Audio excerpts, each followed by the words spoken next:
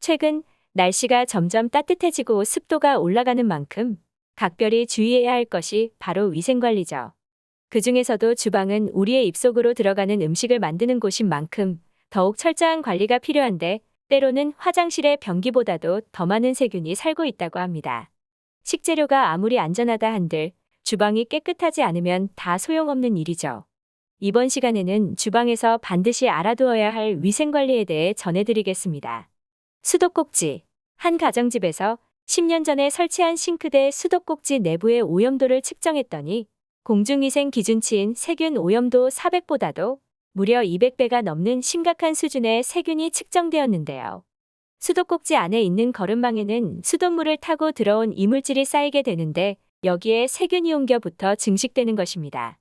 오래된 수전은 겉은 멀쩡해 보일지 몰라도 물때가 끼고 세균 번식과 누수가 발생하기 때문에 주기적으로 청소를 하거나 또는 교체를 해야 하는데요. 수도꼭지에는 보통 라지오넬라균이라는 균이 번식하기 쉬운데, 과일이나 채소 등을 씻을 때 옮겨붙어 인체에 들어가서 감염이 되면 대표적인 증상으로 발열과 기침이 나타나며 호흡곤란, 오한, 전신피로 등을 동반하며 심각한 장염을 일으킬 수 있습니다. 이를 방지하기 위해선 한 달에 한 번 정도는 칫솔 등을 이용해 수도꼭지의 거름망을 청소하는 것이 좋으며, 거름망이 없는 수도꼭지라도 틈새 부분들을 깨끗이 세척해주는 것이 좋습니다. 몸속 노화를 부르는 세균 온상지 중 하나가 주방 후드인 것을 알고 계셨나요?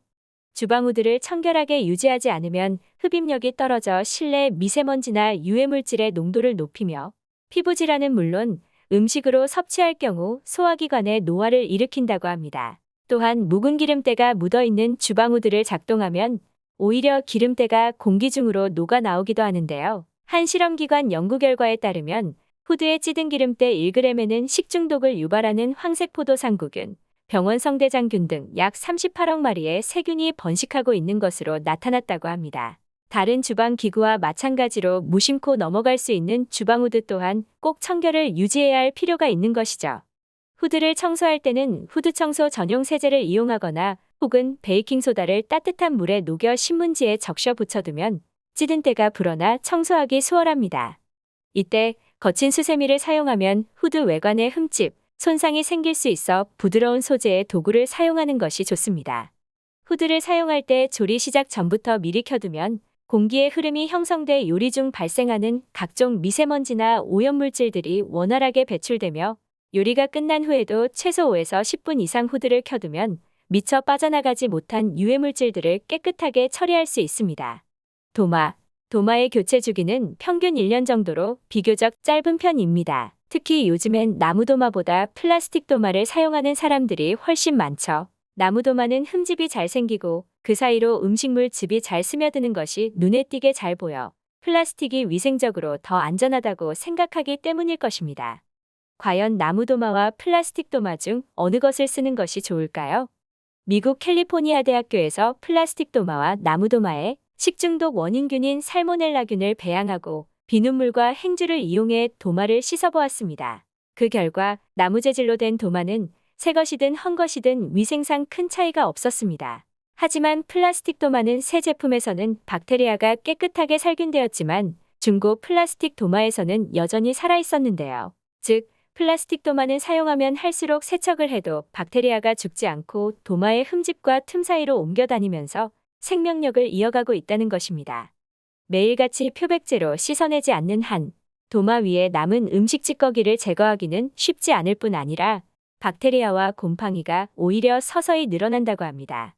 물론 나무도마도 깨끗하게 관리하지 않으면 마찬가지겠지요.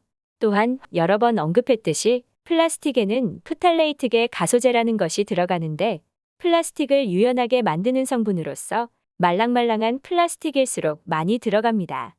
이것이 우리 몸에 들어가면 내분비계 교란과 암을 유발하게 되는 것이죠. 때문에 플라스틱 도마 사용보다는 나무 도마를 사용하는 것이 세균과 플라스틱 성분으로부터 좀 더 안전하겠습니다. 또한 주방에서 요리를 할 때 식재료에 따라 주로 번식하는 식중독균의 종류가 다를 뿐 아니라 달걀이나 닭, 오리 등 가금류에는 살모넬라균, 어패류에는 장염 비브리오균, 채소류에는 황색포도상구균이나 병원성 대장균과 같은 다양하고 많은 식중독균이 생기기 쉽습니다. 이로 인해 도마를 하나만 두고 여러 가지 재료를 손질하다간 식품 간의 교차 오염이 일어나고 균이 요리에 옮겨가 식중독에 걸릴 위험이 커지기 때문에 도마를 사용할 때는 식품에 따라 채소용과 생선용, 고기용 등으로 용도를 구분해 2개에서 3개 정도 구비하여 사용하는 것이 안전합니다. 세계보건기구 발표에 따르면 수세미는 집에서 가장 세균이 많은 곳 중 하나로 황색포도상구균이 장난감에 이어 2번째로 많은 것으로 조사되었습니다. 수세미의 교체 주기는 1달 정도가 적당하며 교체 주기 전이라도 냄새가 난다면 세균이 번식 중인 상태이니 망설일 필요 없이 교체해야 합니다.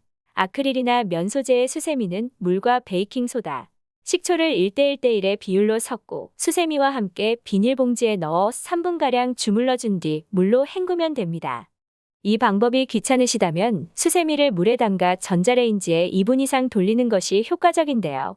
미국 플로리다 대학 연구에 의하면 전자레인지에 수세미를 돌렸더니 2분 만에 세균이 99% 이상 죽고 대장균은 30초 만에 죽는 것으로 나타났습니다.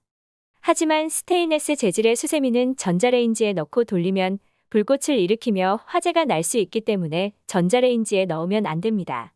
스테인레스 재질의 수세미는 끓는 물에서 10분 정도 삶으면 세균을 소독할 수 있습니다. 또한 수세미를 선택할 때는 건조가 빨라 세균 번식이 상대적으로 적은 얇은 수세미를 선택하는 것이 좋습니다. 행주. 최근 발표된 한 연구에 따르면 한 달간 사용한 행주 100개를 분석했을 때 49개의 행주에서 심각한 식중독을 유발하는 대장균, 장구균 등의 세균이 발견된 것으로 나타났습니다. 특히 젖은 행주를 상온에 방치하면 6시간 뒤 유해 세균들이 증식을 시작해 12시간 후에는 그 수가 100만 배로 늘어난다고 하는데요. 세계보건기구 자료를 보면 실제 식중독의 약 25%는 조리기구에서 균이 옮겨져 2차 감염이 생겨 발생하는데 오염된 행주 역시 세균 중 약 5에서 10% 정도가 도마, 칼 등 다른 도구의 교차 오염을 일으킨다고 합니다. 행주 사용자의 대부분이 물로 헹구면 깨끗해진다고 생각하지만 행주를 물로 3회 이상 헹궈도 대부분의 균이 남아있어 세균 감염을 막을 수 없다고 합니다. 또한 설문조사 결과 전체 응답자 중 19.6%는 행주를 물에 삶는다고는 하나 삶는 시간이 10분 이내의 짧은 시간인 것으로 나타났는데요. 행주의 세균을 없애기 위해서는 끓는 물에 최소 10분 이상 삶아야 장구균, 녹농균 등이 제거된다고 합니다. 또한 교차 오염을 막기 위해서는 식탁을 닦는 용도와 손을 닦는 용도, 도마나 칼을 닦는 용도 등 용도별로 구분해 사용하는 것이 가장 안전하겠습니다. 오늘은 여기까지입니다. 오늘 영상이 도움이 되셨다면 좋아요와 구독 눌러주시고 소중한 분께 이 영상을 공유해주세요. 저는 더욱 유익한 영상으로 다시 찾아뵙겠습니다.